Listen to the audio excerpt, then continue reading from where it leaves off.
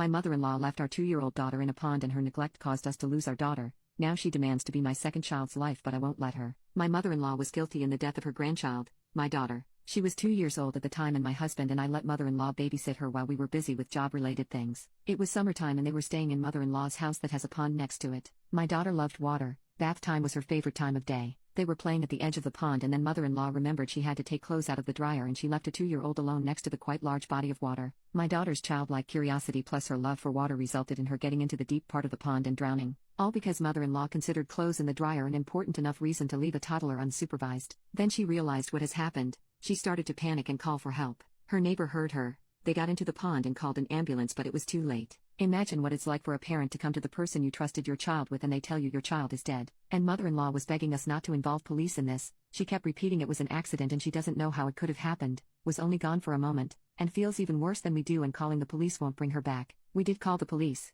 of course, and she was charged with criminal negligence and sentenced to 3 years in prison, which, in my opinion, was too light of a punishment. Now recently mother-in-law was released from prison and my husband was the first person she looked for contact with. He never once visited mother-in-law while she was imprisoned, unintentionally, but she did cause the death of our child by neglecting her duties as a babysitter. Doesn't matter that she served her sentence. Neither I nor my husband will ever forgive her for this. Neither has she asked for forgiveness. All she gave us were excuses and more excuses. In the courtroom, my husband told her she's not his mother anymore, that she's dead to him, and that he never wants to see her face again. Our marriage was damaged too. We were depressed. We fought a lot, and there were times when we were on the brink of divorce. We separated for a while. I left for another country thinking that this is it for us. However, my husband came to look for me and we managed to save our family and continue our life together. I couldn't bring myself to have any more children for a long time, but eventually, I got pregnant again and last summer we welcomed our son. He's 9 months old now. Obviously, we weren't going to tell mother-in-law we're parents again, but she saw us walking with a baby stroller and realized that once more she has a grandchild. So she tried to get into contact with my husband.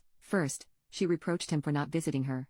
Cried about how hard it was for her to spend all those years behind bars, that she shouldn't have been in the prison because she's too old for that. How could he do this to his own mother? How could he abandon her? Then she was like, but I saw you have a new baby. I'm so glad I have a grandchild again. And then she went on about, is it a boy or a girl? When will she be able to see them and meet them because she wants to take care of them so much? My husband told her immediately that she doesn't have anything. This is our child. Ours only. Our son doesn't have a grandmother. We'll be telling him this as he grows up. And he will never ever in a million years be anywhere around her. We're 100% on the same page about this. The loss of our daughter still hurts and we're going to do the impossible to protect our son from her. He doesn't need an irresponsible grandmother who would likely endanger his life just like she did with his sister. Mother-in-law was shocked to hear this and began to wail about us being so evil and cruel towards her, that we're going to hold that against her forever even though she paid for it and we cannot be so heartless to prevent her from seeing her grandchild. But what was she thinking? What was she hoping for? That we're really going to let her around our baby? That we'll ever trust her with babysitting again? Honestly, I'm not sure if I can leave my son with any babysitter. I don't trust babysitters anymore,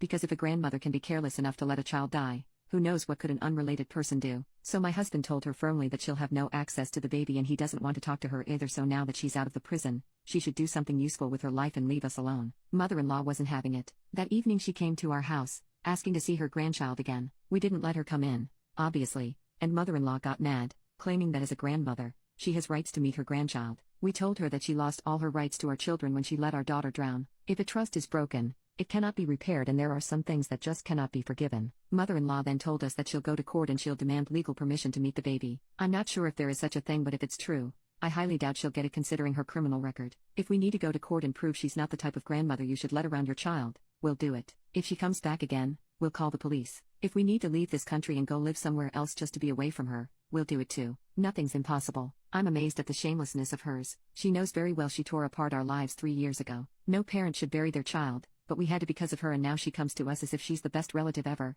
as if nothing ever happened.